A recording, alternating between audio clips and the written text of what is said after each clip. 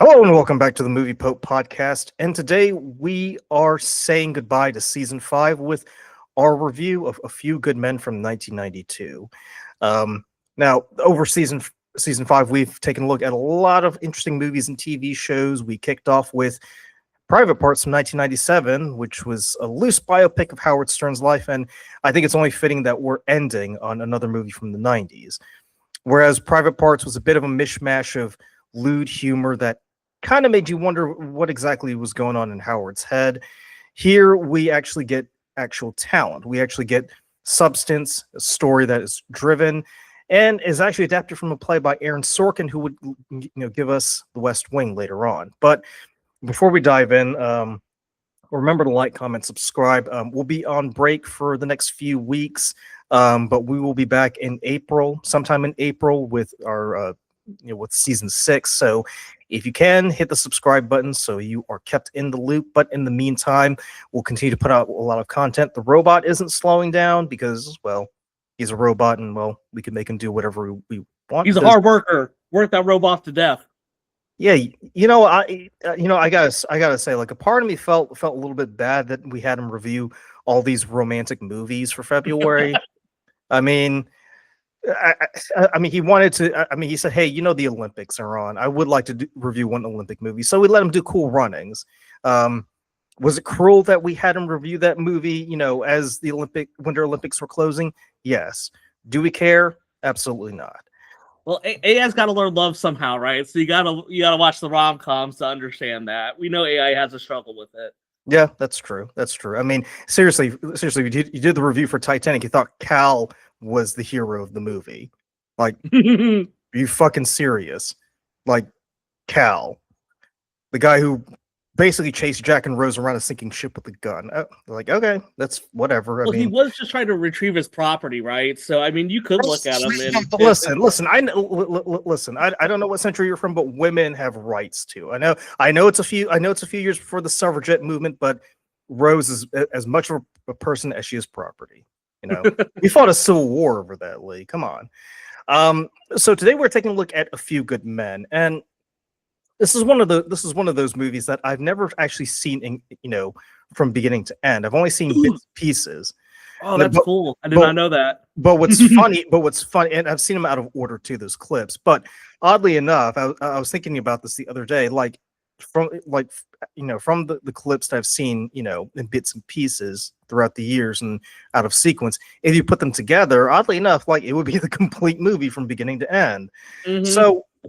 So today, we're doing a review of this movie, not only because we're wrapping up season 5, but because we are paying tribute to Rob Reiner, and we've actually had a few tribute review episodes. The robot did, this is Spinal Tap back in December. Dara and we did a review of When Harry Met Sally, and then Art and we did a review of Misery with James Caan and Kathy Bates. So I think it's only appropriate that we take a look at this film here. And Lee, at that time, you suggested it. You said that you were a fan of courtroom dramas. Yes. What is it about A Few Good Men that that kind of made you say, I definitely want to do a review of this movie? Because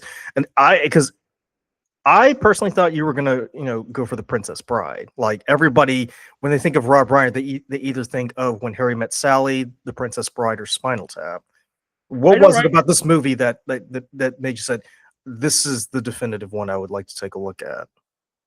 Yeah, and that's a great point, right? Because when I was thinking about Rob Reiner, right, and I remember there was a few movie options that are out there because we're working on reviews with other people. So I remember there was a few of them that were being kind of taken, but to me, A Few Good Men was always one of my favorites, right? And I think for a lot of this, right, it's because I enjoy kind of those courtroom procedurals. So I think that kind of sticks this movie out, which, I mean, I think it's a really good movie, right? I really enjoyed it. Now, is it probably the best in his filmography? Probably it's up there, right? It's one of the best. But it was just one of those things where I kind of figured, people are going to, we've seen a lot of things about Princess Bride, right? Stand By Me, another classic, right? So I feel like there's some of those it's hard to talk about because we've seen them so much. Now, granted, A Few Good Men, it definitely has some lines that I think a lot of people pretty much know by heart. But I felt like it was maybe just not too high on anyone's list, but it was well known enough that I think everyone's going to gravitate towards it. And yeah, I was excited to have an opportunity to talk about A Few Good Men. So yeah, and that's the thing about Rob Reiner's movies, because no matter what movie you watch, most of them are gonna have either a memorable line or a memorable scene. I mean, obviously, when Harry Met Sally, we have the famous line, "I'll have what she's having," right? mm, Or Spinal Tap, where it's like, oh, well, these go to 11. Here, it's you can't handle the truth, which has been echoed. In pop culture, the one show that comes to mind is King of the Hill, when Bobby goes to military school and he puts the uniform over his chest, and he does that famous line by Jack Nicholson. mm. But like I said, this Or is Misery, where Kathy Bates puts the log in between guys' legs and breaks them. well, we won't discuss that. That's a bit too disturbing right there. I mean, especially for James Caan. But but the movie here, A Few Good Men, it's, I mean, as you say, it's a court procedural. It takes place with the office of the Judge Advocate General. And I do have to ask, I mean, since you are a fan of these court procedures, have you ever watched that show, Jag? That was on CBS for a while. Yeah, I've seen bits and pieces of it. I never really got into Jag. I was definitely more into stuff like Law and Order. So I definitely have some familiarity with that, and some of my favorite films I would consider to be up there in the courtroom, right? So I'm thinking of stuff like 12 Angry Men. I really liked The Verdict, and The Name of the Father. There were so many ones that are good out there. And then you even have like comedies, right? Like My Cousin Vinny, which could kind of take a serious subject and make a comedy out of it. So not as much into the world of Jag, but I would say I've watched Law and Order for many, many, many years. Been something that I've always enjoyed. So I feel like I always have a soft spot for when I see one of these courtroom movies show up. Well, when we watch a movie like A Few Good Men, I mean, what a lot of people kind of find difficult to, I guess, wrap their head around or try to get excited about is the process of gathering evidence and forming an argument, right? It's Yeah. it's not a very sexy thing, because we've been conditioned as an audience to kind of see a lot of physical action, right? Like running around or having a car chase or pursuing someone to try to retrieve an object or another individual. Here, it's not like that at all. It's very much centered around this this intellectual pursuit. I would say intellectual pursuit of trying of trying to figure out what happened and if justice has been miscarried or not. Yeah. So like you said, he wants to find the truth, right? yeah, I mean, and granted, when it comes to finding out the truth, like the process is not very, like I said, it's not very pleasant. It's not very exciting, because how many ways can you make sitting around a dining room table with piles and piles of paper trying to figure out what happened here, and who do we need to interview, or who do we need to talk to next in order to get the evidence that we need to either acquit or convict someone, right? But Rob Reiner finds a way, and I would even say, I'm going to echo what Dara said when we did our review of All the President's Men, was that people back then were a bit more patient. They were a bit more engaged in the process than what it is now. And I think I think if there hasn't been a renaissance yet, there should be a renaissance of this kind of filmmaking, because at least then it allows the audience to slow down and actually appreciate what's going on, rather than just say, well, I think I know what it's about. I guess it's cool, but I'm not 100% sure, nor do I care, which is mostly what we've seen with filmmaking over the past 20 something years, right? I mean, we can thank Marvel Studios and Michael Bay for making that mainstream. But Lee, why don't you explosions? Put the explosion somewhere. If we don't have any story, just make an explosion happen. I mean, I pin that down to the fact that writers have become very formulaic and very troglodyte in their approach to writing. But explosions are the dangling keys of adults. Oh, I don't know what adults you're dealing with, but most adults I deal with, they need more than dangling keys. But Lee, go ahead and take us into A Few Good Men. Yeah. So, A Few Good Men, it starts off, and uh, honestly, it'd been a while since I watched it, and I kind of forgot the opening. Like, we actually see everything that happened in its entirety for what it was, right? Which is you have the two soldiers that come in, right? Corporal Dawson and Private Downey, right? We see them come in. We see them, tying up a Private Santiago. And we find out that, after they were doing this particular thing, that he died, right? So we don't see exactly everything that happened. We just see a part of it. But I like how we don't see the full act happening. We just kind of get a very small glimpse of it. And then the whole story kind of unravels from the information that we get. So it does very much feel like you are in the shoes of someone that's not there, and you're trying to understand everything that happens. So I like how there's this not necessary air of mystery around who did everything, because we clearly see them do it. What it is like, okay, let's understand everything that kind of led up to that moment, everything that led up after that moment, and then we could decide, do we agree with why they did it versus do we not? And I always find that very interesting. So, but yeah, so that's how the movie opens up, and then we get to meet our lawyers, right? So we got three lawyers that are defending Corporal Dawson and Private Downey.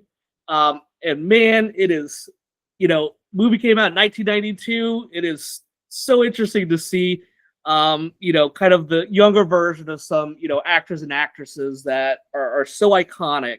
And we're kind of seeing them in their little baby forms, which I kind of had a laugh at, because you got Joanne Galloway, right? So she's played by Demi Moore, right?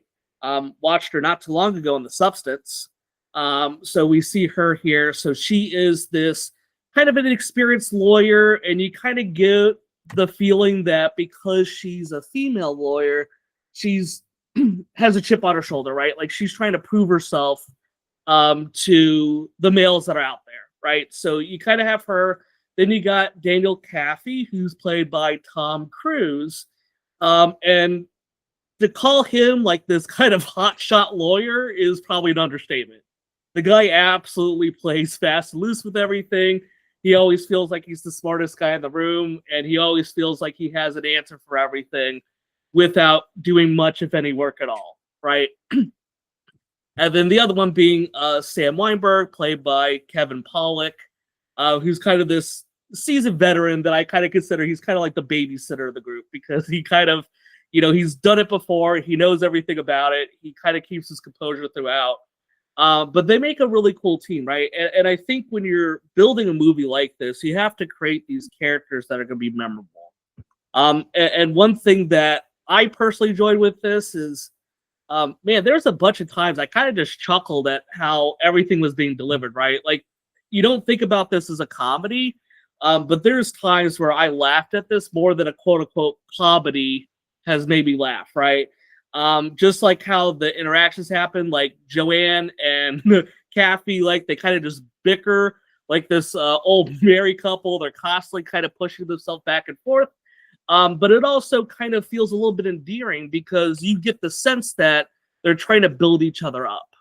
And that's something that I think we see with their development as we go on, is kind of their interactions are trying to boost them both up. But I guess I'll throw it over to you, right? How did you like kind of the core group of people there? Because I feel like if these characters are not interesting, this movie fails. And I think that they're distinct enough that makes them extremely memorable.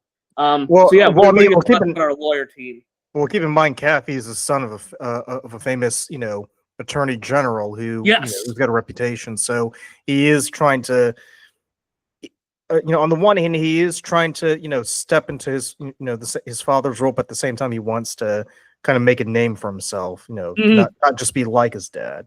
It's kind of like Robert Redford's character in The Candidate. I will say, like, the dynamic kind of reminds me of Star Trek, the original series, where you had Kirk, Bones, and Spock, right? You had Kirk, the hotshot young captain, Spock, the cool, calm, Vulcan science officer, and then Bones, who is this passionate, hot-tempered doctor who, who, even though he's a man of science, he pleads for empathy and understanding. Which, oddly enough, if you put that over, our three characters, it kind of matches pretty neatly.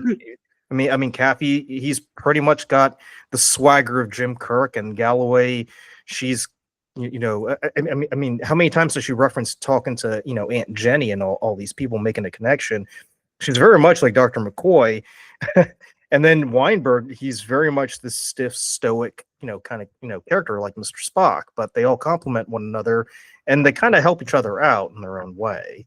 I will say that Dawson and Downey, they kind of reminded me of George and Lenny from Mice and Men, right? Downey's the more articulate, more outspoken of the two, and Downey, he's just a simple country boy, So so there just seems to be a lot of these references going on throughout the movie that I picked up as I'm watching it. I will say though, the Kaffee did bother me a bit because, I get that, it was kind of typical for the 80s and 90s movies to have like the young guy who's like this yuppie, who's like a hotshot, arrogant, guy who kind of gets put in his place and he matures throughout the movie. But I kind of felt like they were just overdoing it because, by the end of the movie, Kaffee does, come out on top and he proves himself, to be a capable lawyer, but he still acts like an arrogant prick throughout the entire thing. Oh yeah. You would think by the end of the second act he would drop it, but he just keeps going, and I'm like, I mean, all right, I guess I'll roll with it. And I'll even say like the payoff for it, I kind of felt like it could have been better, right? Because when Galloway points out that he asked Jessup for the transfer order, he really, she said, well, you really weren't looking for the transfer order, were you? Because you could have gotten it anywhere. You just wanted to see what Jessup's reaction would be, right? Which I thought was pretty good, but I thought, maybe they could have like done more with it rather than just do like a one-off thing. But yeah, that's what I thought about about our three lawyers and the two defendants in this case too. Yeah, because it's kind of interesting, right? Because you got the two defendants and you have Dawson and Downey, and the lawyers like get a chance to meet them where you understand more about what they're about, right? So, initially when we see them, we just know them as these, two guys that hazed them. But then when you get a chance to kind of further question them, you understand kind of what they're about, right? Where they're, all about honor, right? I think you hear like honor, God, and country mentioned so many times throughout. Like they have this feel for who they are. But what's also interesting is while you understand more about who they are, there's also some things that they're doing that might kind of put them in a light that, do we really trust what they did or what they're about, right? Because something that's interesting in particular with Corporal Dawson, right? So Corporal Dawson, he had this incident, right? And we're going to talk about Guantanamo Bay in a little bit. Cuba. We'll go to Cuba in a little bit. But there's an incident that he had where he shot at, I guess, like, they call it a mirror, which is, I guess, from my understanding, just like another Cuban soldier that is across the way. It's interesting because this is obviously really frowned upon, and Private Santiago was actually going to spill the beans about it. So it starts to put your head like, was Dawson doing this just for like the sake of like the honor of the court and everything, or was there a different motive to it because he was going to get in trouble for this incident happening? So I like how, we understand and we build more on the characters, but I don't think there's a time where you ever feel definitively one way or another because there's so much conflicting information, which is exactly what you see in a courtroom, right? You have one group of people that's going to show you one thing, one group of people that's going to show you another thing, and they're going to be conflicting in nature, right? If everyone was like, you know what, that guy, he brings up a good point, my client's guilty, we wouldn't have a court system, right? So but that's the thing though, because I mean, if it was, packaged for you in a nice, neat way, you really wouldn't appreciate what what the lawyers are going through, having to sift through all that evidence. Oh You know? yes, absolutely. Yes, 100%, right? Because that's the critical thing for them. So, um, so yeah. So after we get to meet Dawson and Downey, right? They go to Guantanamo Bay, and this is where the whole incident happened, right? So this is where Dawson and Downey attacked, right? And I'm just gonna say attack for now, and you'll see that verbiage will change throughout. But attacked Private Santiago. I mean, you So, could also say Hayes. I mean, yeah, that's true. Yeah, I mean, it's I guess depending on the kind of the I guess how you're looking at it. Yes, Hayes might be a safer option. So thank you, I appreciate that. So after the hazing, right? So they go down. The lawyers go down to Guantanamo Bay, and this is where we meet the military people that are kind of involved with this, right? And I'm gonna just kind of talk about the three main ones, right? Because there's other people sprinkled in, but for the sake of argument, we're going to kind of focus on these. So, you have Kendrick, right? So he's played by a young Kiefer Sutherland once again. Funny to see these, younger guys here. So, played by Kiefer Sutherland, who absolutely feels kind of like this hard-nosed suck-up, right? Like he absolutely feels like a brown noser that's sucking up to Jessup, right? So Jessup is played phenomenally, right, by Jack Nicholson, being this kind of like super strict leader, who's all about like, hey, you have to follow my directions. Following orders is key. If you don't follow orders, you die. I was gonna say, have you ever seen the movie The Last Castle with Rob Reiner and James Gandolfini? The Last Castle. It sounds very familiar. I want to say I've seen it.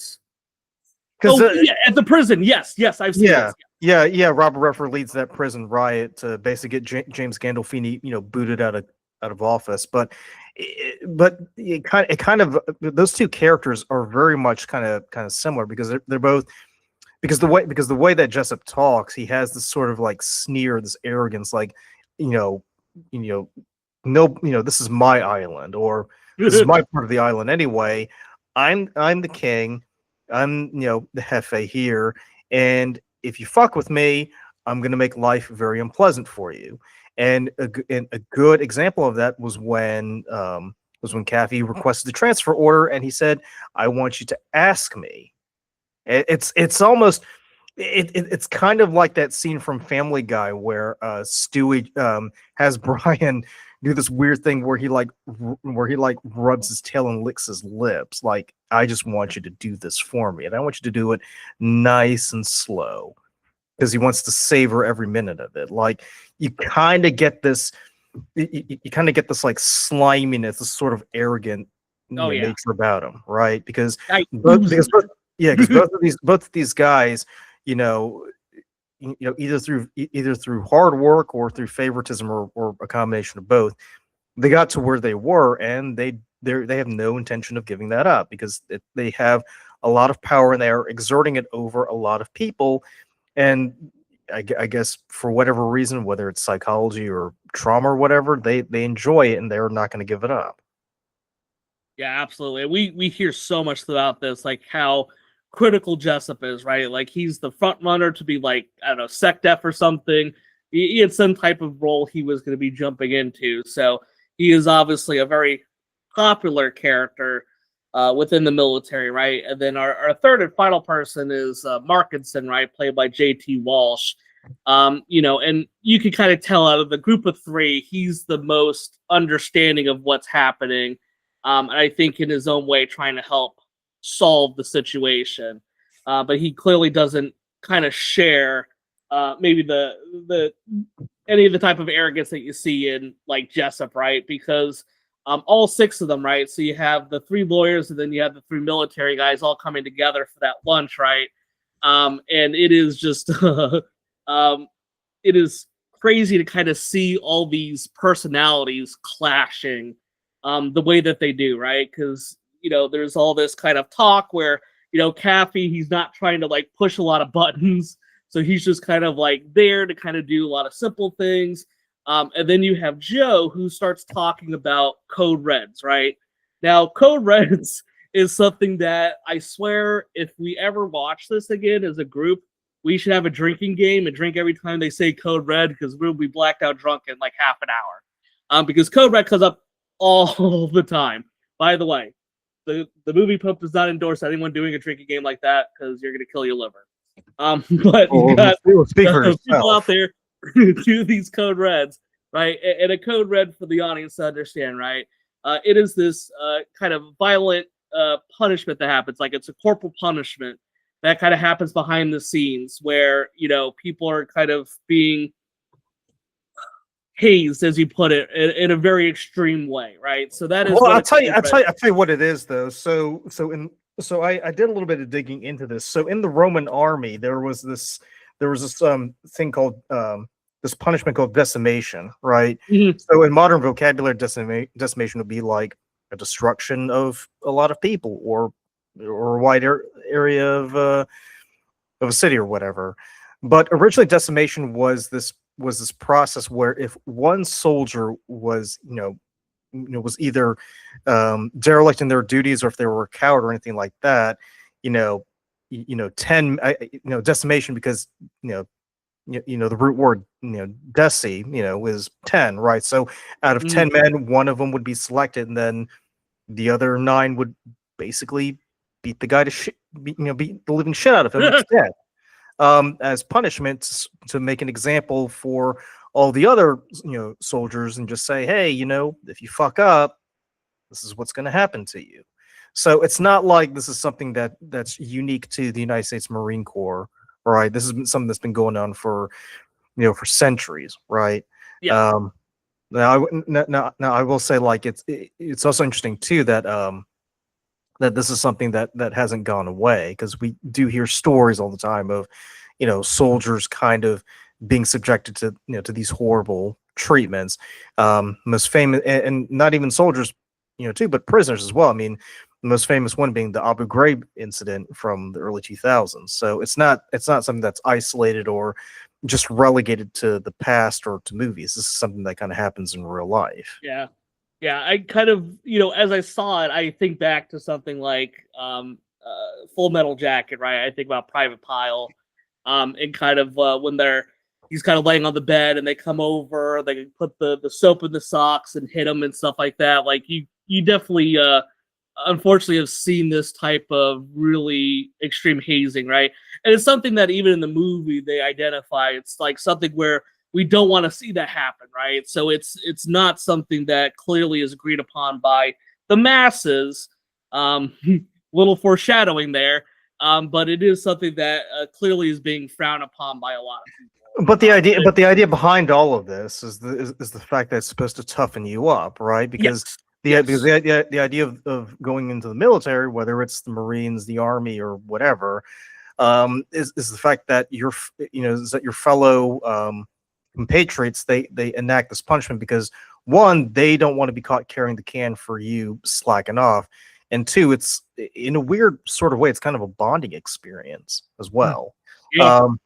So there's something a bit perverse too, and I would even say soldiers who became parents, like in the 60s, 70s, and 80s, they kind of carried that with them, right? So They gave Code Reds to their kids. I mean, I can remember hearing about this from other people. My dad himself was was a pretty hard ass kind of guy. So I mean, it wasn't above him to kind of make it very clear, under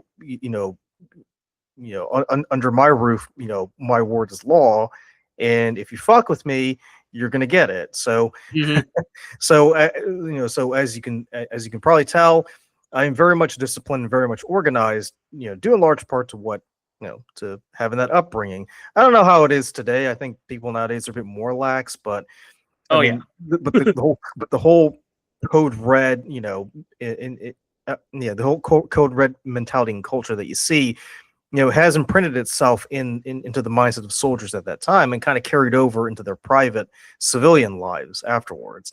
Now, I'm not saying they all did that, but from my experience and from what I've heard, it seemed to be pretty commonplace.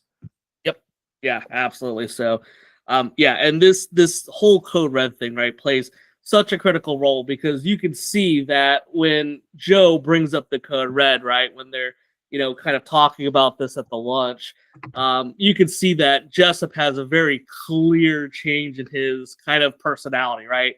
He always has kind of this tough guy outlook, but he's like sitting there chomping on a cigar, right? And you can tell that he's not a fan of this question, right? So he talks about, hey, it's frowned upon, but you could tell by his response that he probably doesn't share that sentiment, right? He doesn't have an issue with the code red, if that's what's happening. He's also not above, accepting blowjobs from his superiors if they happen to be That's true female. too. Yep. So. Which I guess at that stage, no female was higher than him on the pecking order, so to say. Do you know what? Like it made me think of Sean Penn in One Battle After Another, and just kind of wonder, did he not get a boner like as he was describing this to Kaffee and the others, while Galloway is just sitting at him, looking at him like, "What the fuck is your problem, dude?" Yeah, he definitely. He probably didn't get up for quite a while after that. He is a very interesting character, right? So, but he asked for the code, or Joanne talks about the code red with him, and clearly sparks some concern there with him. But one of the things that he says is like, hey, I didn't order the code red, right? Santiago was being moved off the base in the morning. So there was no need to even deal with that type of stuff because he was getting off the base in a few hours. Unfortunately, not few hours enough before he gets killed. So after they meet in Cuba, right, we get, I guess we'll also mention really quickly, right, you brought up that scene where Kaffee asked for the transfer orders, right? The transfer orders that he said that he was given to Santiago. And you could tell, right, he thoroughly enjoys making Tom Cruise squeal, right? Like, he's like, oh, yeah, well, you're going to ask me nicely. You're going to ask me with that pretty Harvard mouth, I think is what he says, right? I mean, you could tell how much he enjoys just because, he's in this position of power. He's going to make people feel like nothing compared to him. I mean, it's his island, for for lack of a better argument.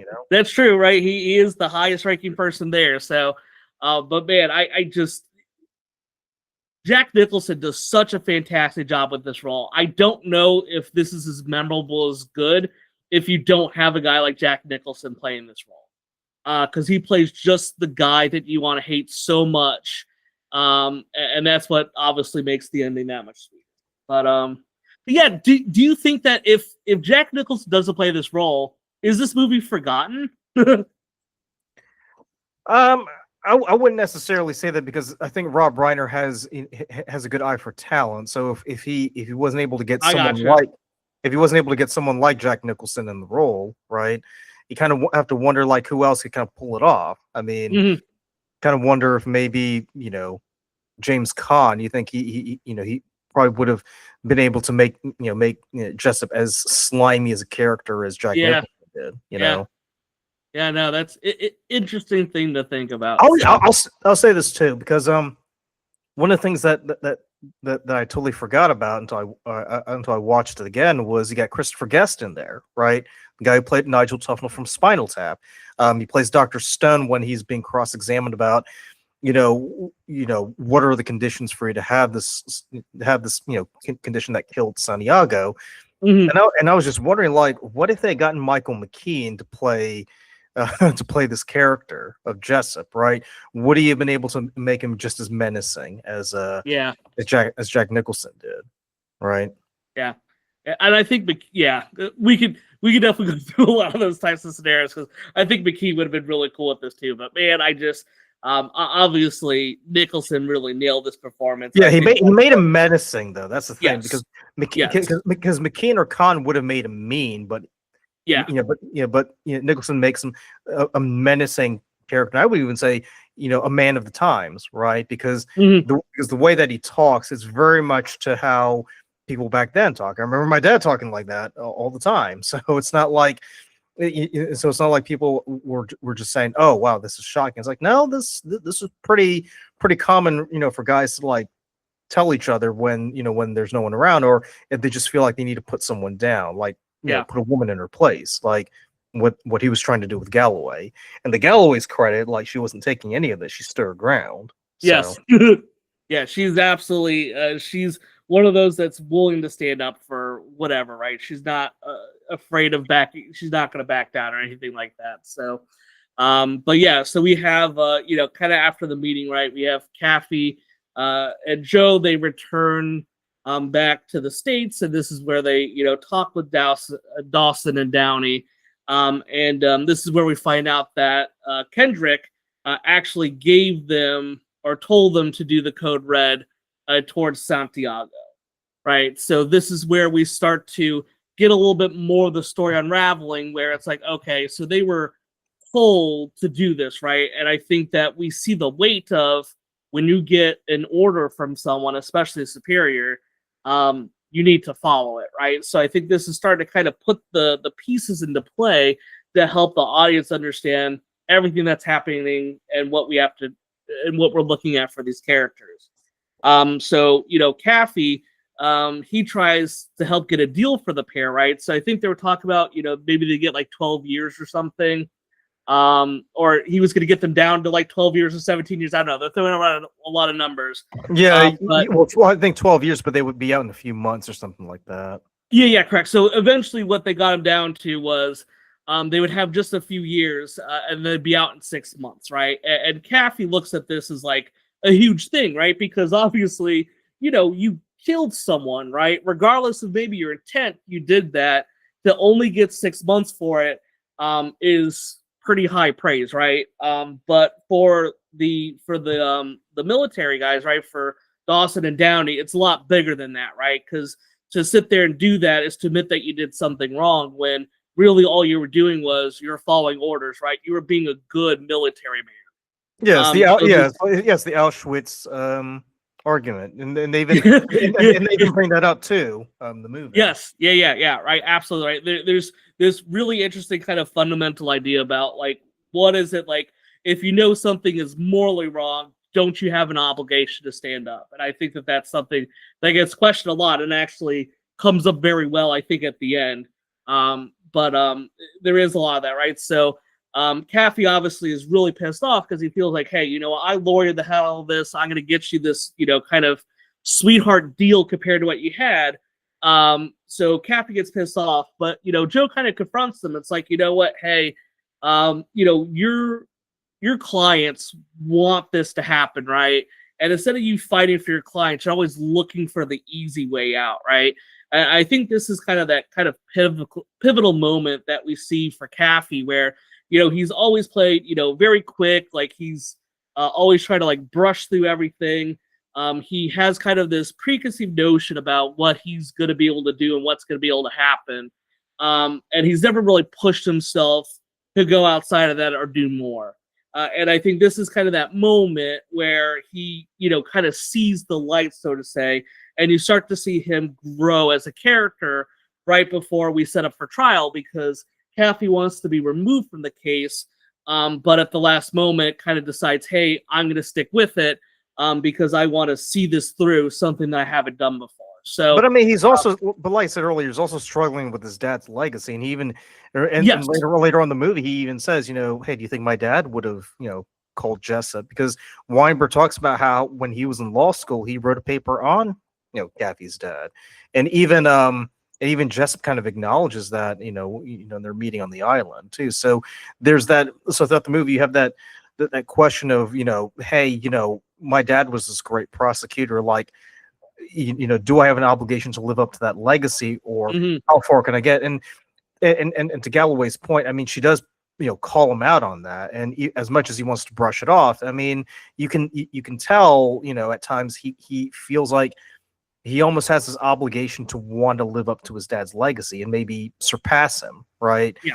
Because because he says, hey, would my dad have called up Jessup? And Weinberg says no. And then he does the opposite and follows Galloway's advice. Then we get that huge confrontation at the end. So it's I guess it's him not only not only wanting to live up to his dad's legacy, but kind of surpass and create his own as a result. So Yeah, that, absolutely. but that moment right there is kind of like the watershed moment where it all changes for him, right? Yeah, absolutely. And this is where we pick up the trial, right? So after he kind of has this, aha moment, right, as far as what he wants to do moving forward, this is where he really kind of starts to go through it, right? So we go through the trial, right? And I'm not going to go into all the people that were part of the trial, right? Because otherwise we'll be here for another hour. But one of the things that happens during the trial, right? And I think this is a very key moment, right? So Markinson, right, who's one of the people that we met down in Guantanamo Bay. So he had gone AWOL after this encounter, right? So when he meets up with Kaffee, he drops a lot of interesting information, including that, Jessup, who had told them on the island that Santiago was going to be sent out, right? He had orders to leave. You find out that Jessup was actually going to keep him on the island, and he was going to continue to be trained up. So this kind of puts a whole lot of different things into light. Because here the main thing is that Santiago, he was gonna be gone in a few hours. Now all of a sudden you find out that he was there. The other thing is that you see that Jessup has a ton of overreaching power, right? Because they have these log books, right, that show when planes are coming in and when planes are going out. And Jessup has enough kind of power within the military to make these flights disappear, right? But I mean, but it was also, but if you think about it, it's also kind of like an FU because because keep in mind, Santiago did breach the chain of command. Like he went straight over Jessup's head. So Jessup, if you want to believe his rhetoric of saying, "Oh, I'm keeping up because I want to toughen him up," I think it was just more of him just saying, "Nobody fucks with me. I'm 100%. I'm the king of this castle, and if you go over my head, there's going to be hell to pay." Right? Oh yeah, absolutely. Yeah, this is absolutely a power play, right, by Jessup. He has no. I would say. I think he probably does want to make Santiago a better person, but he definitely was more interested in just torturing him and making his life miserable. I mean, the improvement part. Yeah, the improvement's just incidental. I don't think that's his main mission. I think it's just more the fact that like you said, it's a power play. Like yes, he wants to show his underlings who's boss. Yeah. So. Yeah, 100%, right? And this is obviously a huge thing, right? That's going to boost their case, right? So they had this, huge conversation with Markinson, right? But kind of during the trial, Markinson ends up killing himself, right? Shooting him, and he kind of talks about why he did it, right? Which is he felt like he was too weak to protect Santiago, and I think that we start to see that be a part of this, right? Because this also happens like at the very end when they're, kind of going through the penalties and everything like that. But Markinson, for as little screen time that he had, he had such a powerful character, right? Like he was a guy that had this, I would say, kind of higher moral standard, but because of who he's with, right, with Jessup, you almost feel like a lot of what he did was he just felt like. I always got the impression that Jessup was just constantly bullying him, right? And I think that this was his opportunity to try to just give a giant middle finger to Jessup on the way out. But it was like when I watched that happen, and it's like pretty visceral, right? Where he just sits there and you see him, he opens up his mouth, puts the guns in his mouth. I'm like, oh my gosh, like I was not prepared for that to happen. Also keep in mind too, because earlier in the film, when Morganson and Jessup have that private conversation after Kendrick leaves, right? He basically says, Jessup basically just brags about his CV and says, we both went through the academy together and we both got promoted, but I rose higher than you, and sometimes you just couldn't handle it. So, so maybe it was just a bit of resentment, not only against Jessup but against the system. Because he kind of felt like you're promoting this guy, this asshole. Like, he gets the top job, and I have to be his underling. Fuck you, man. So I mean, it's kind of. I thought it was kind of sad that he did what he did, and I felt like Yeah. had he, had he not done what he did, it probably would have been a far more satisfying end to the movie. But that's not to detract from it, because it was still great. But I kind of felt like had Markinson kind of like lingered on, maybe it would have been a lot more fulfilling, I think. Yeah, no, I agree, right? Because I think it would have shown like people standing up for what is right would have won instead of having these unfortunate casualties to the side.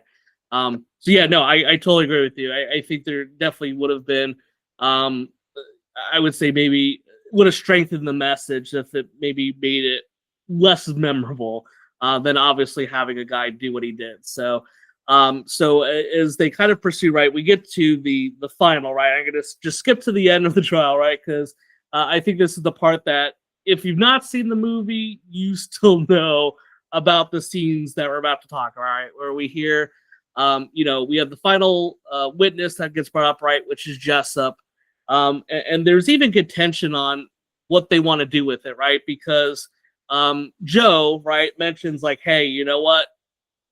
If you don't feel like he's gonna go for it, don't go for it.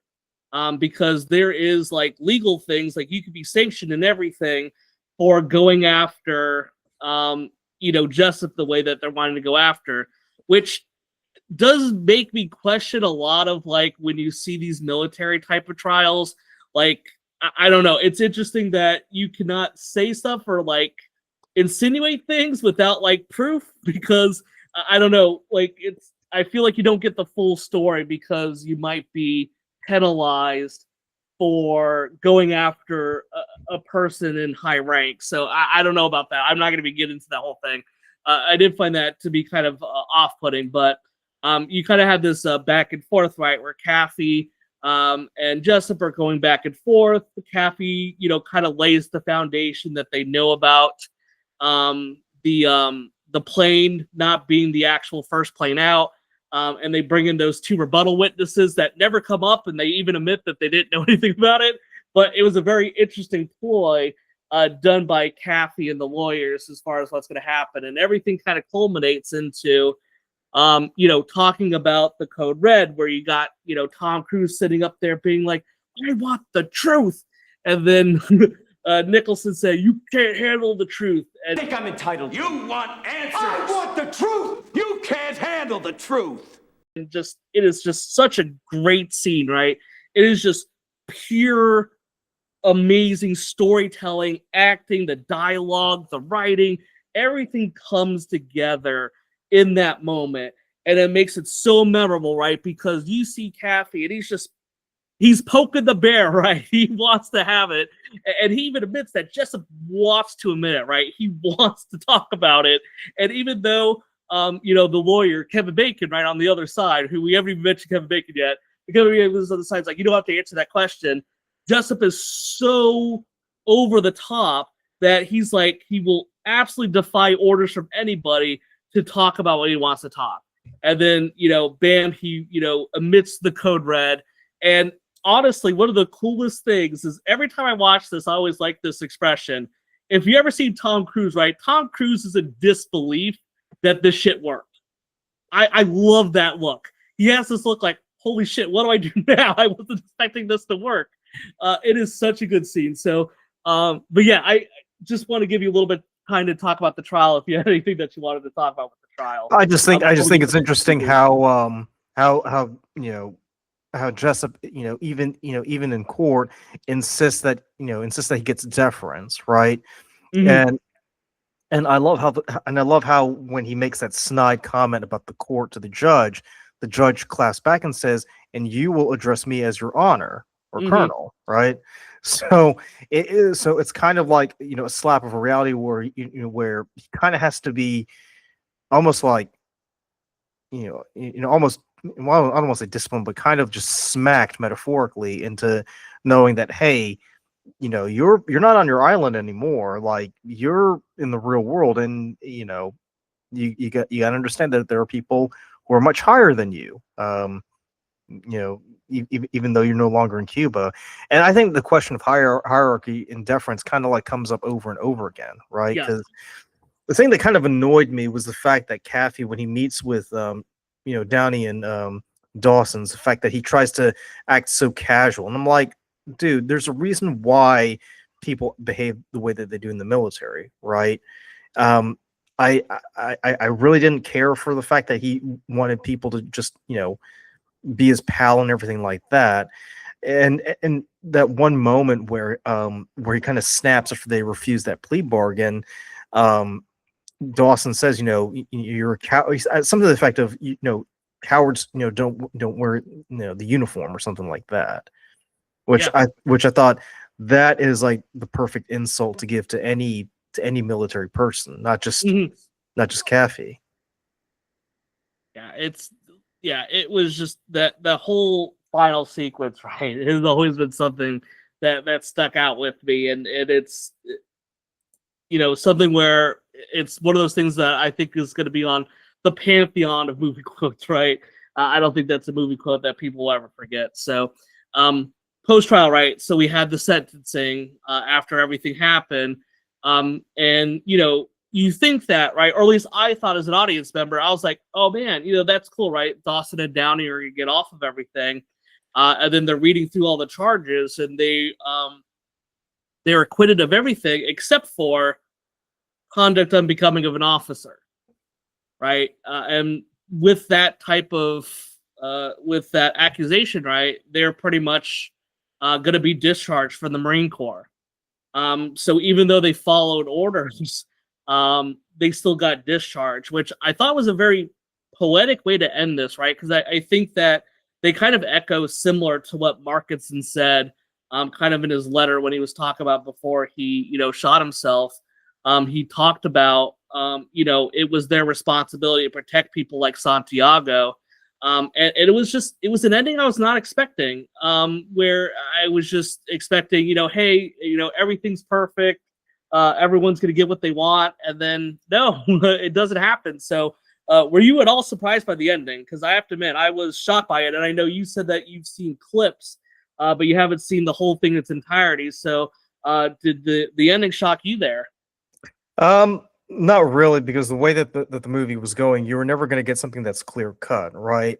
So that's the point, yeah. Because I mean, if it was going to be a clear cut film where good guys win and the bad guys lose, right? Obviously, Dawson and Downey would kind of get off, and that's it. But but obviously, it's not that clear cut because it's trying to be realistic in its portrayal. Because even though they were following orders from Jessup, technically, it wasn't Jessup who did all those things against Santiago. It was those two. Yes. So either way, they still needed to be punished. Now, Yeah. granted, the severity of their punish, isn't as bad because they weren't doing it of their own volition. They were doing it because they were instructed to by Kendrick and Jessup. But they still did it, so they still have to be punished, right? Yeah. And I would say like being dishonorably discharged is probably, it's probably like the most lenient way that they could get away with it. Oh, for sure. Yeah. But it doesn't change the fact that, it doesn't change the fact that Santiago is dead. Yeah, absolutely right. And you can tell obviously it weighs heavy on them, right? Because they're all about the core, right? That is what they're all about. So for them, it's a huge loss, right? But to your point, right, it's probably the most lenient thing you could be because ultimately you have that personal accountability that even if you're, given directives, right, you have to be able to look beyond that and be able to act in a way that's for someone to be just a normal person, right? What would a normal person do in that type of situation? And they, I think failed Santiago to their point, to Markinson's point, and I think to the movie's point. So like I said, and I think some of mine, like, I watched this when I was much younger, right? Where, I'm not nearly as, I guess, tenured in my movie watching experience. So, back when I was much younger, I was like, oh no, I can't believe they lost. But you brought up a good point, right? This whole thing is about being in the gray. And not everything is cut and dry.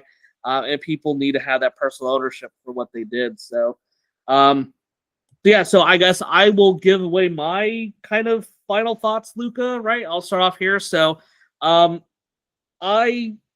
know I talked about the beginning, right? I absolutely adore this film. right? I think this is definitely up there as far as some of my favorite films of all time. I think that everything to me just works well, right? The characters, kind of the dialogue. I love the back and forth that kind of goes on throughout this. I can certainly appreciate that, maybe Kaffee kind of weighs on people after a while. But I guess for me, that kind of kind of ridiculous hotshot attitude, the fact that he kind of comes to a different realization kind of, I guess, makes that character growth that much better, knowing how much of kind of this snob that he's been this whole time. Having a guy like Jessup being on the other side, played by Jack Nicholson, just really enhances, right? Because you're only as good as your quote unquote villain is. And man, Jack Nicholson played that villainous role so unbelievably well, as a guy that's very much unhinged, has all this power going to his head, and it makes kind of everything that much sweeter when it happens. I think this is a movie I would implore people to be able to check out, because I feel like, I've enjoyed this sitting here watching it now as I did probably 20 years ago when I watched it for the first time. It is absolutely something that it's got a lot of awesome moments. There's a lot of ups and downs as far as the characters and what they're going through. And I would suggest they want to watch it. So if I'm going to give this a grade, I'm going to give this a 4.2 out of 5, right? I really enjoyed this. I just don't feel like it has too many holes as far as what's out there. I do agree that maybe there's, some stuff I would have liked them to see differently.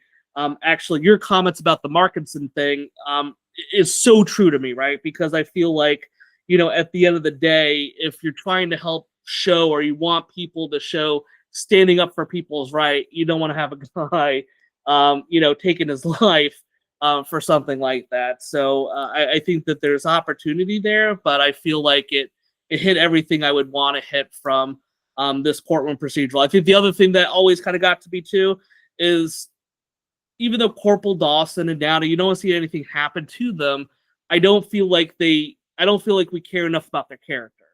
That was always something I think about other courtroom movies where you generally are interested or you're invested in what happens with the characters.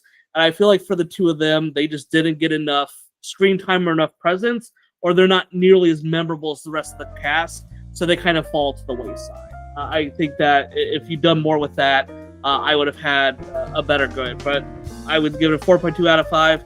And Luka, I'll throw it over to you for the end. Well, I'm just going to give it a 4 out of 5. I mean, it's a great movie, but I kind of felt like Jessup is a bit of a one-dimensional villain, right? Now, granted, Jack Nicholson played him to perfection as this villain, but I kind of felt like there wasn't much complexity to him, right? Nope. I mean, he's pretty much like Gordon Gekko if he was a Marine Corps, general, right? He's just the sleazy guy who just wants to make sure that, everything is nice and neat and done his way. I've said all this before, so I won't reiterate too much, but I did feel like Kaffee, he could have matured a lot quicker in this movie. Mm-hmm. But I mean, it's a great watch, and I thoroughly enjoyed it. And we actually did get to see Aaron Sorkin make his cameo. He was at the bar, just talking to a lady while Kaffee is just sitting there having a drink. Yep. And I like too, right? A very nice little call out, right? He steals lines from that bar, right? It's some type of lawyer bar, and he steals lines that he uses for his own stuff. I thought that was kind of a nice call out too. Yeah. But yeah. So, want me to take us out, Luka? Yeah, go ahead. All right. Well, I thoroughly appreciate everyone for listening to this. If you made it to the very end, obviously, this kind of comes on, I don't want to say the heels of Rob Reiner passing, because I know it's been some time now, but obviously very unfortunate in everything that happened there with his death and the death of his wife, right? So, very sorry for everything that happened there. I know a very unfortunate situation with everything going on with it, but, it's always sad to see, stuff like this happen, and, I just... Want to thank Rob Reiner, right, for giving us so many good movies and so many memorable movies, right, and this one being one of my absolute favorites. So, thanks for everyone for checking this out. We really appreciate it, and check us out for next season.